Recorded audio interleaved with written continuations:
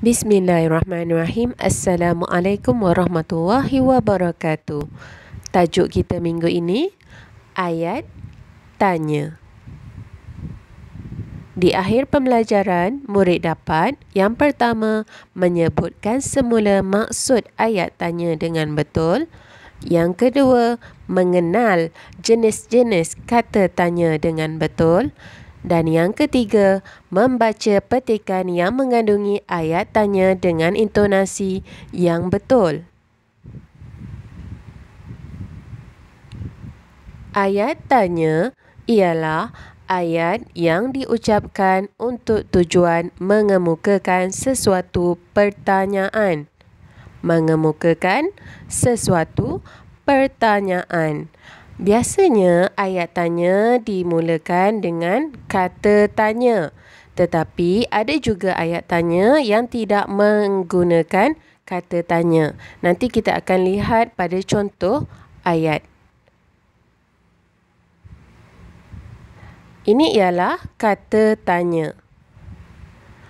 Bila merujuk kepada masa, siapa merujuk kepada orang, mengapa merujuk kepada sebab ataupun alasan, berapa merujuk kepada jumlah atau bilangan atau harga, adakah merujuk kepada pertanyaan ya atau tidak, mana merujuk kepada pertanyaan tempat, kenapa merujuk kepada sebab, bagaimana merujuk kepada pertanyaan cara ataupun keadaan, apa merujuk kepada binatang ataupun hal atau benda ataupun menanyakan perkara.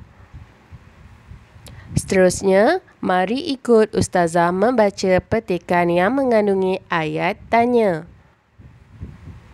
Assalamualaikum Pak Cik. Waalaikumsalam. Beli buah nak? Okey, baiklah. Kita dah jumpa satu ayat tanya.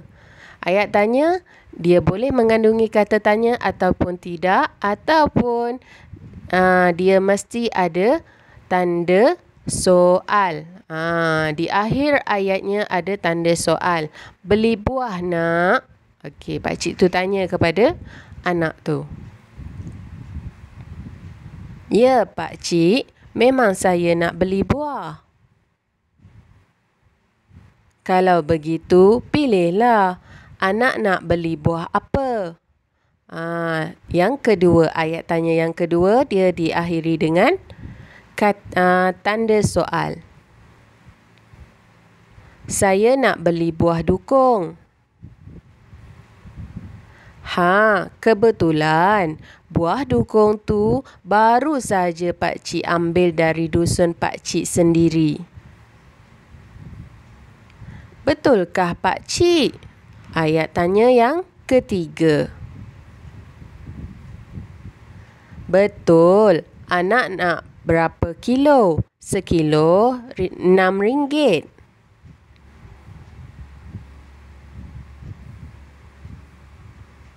Kalau begitu, bagi saya 3 kilo. Nah, ini buah dukung yang anak minta.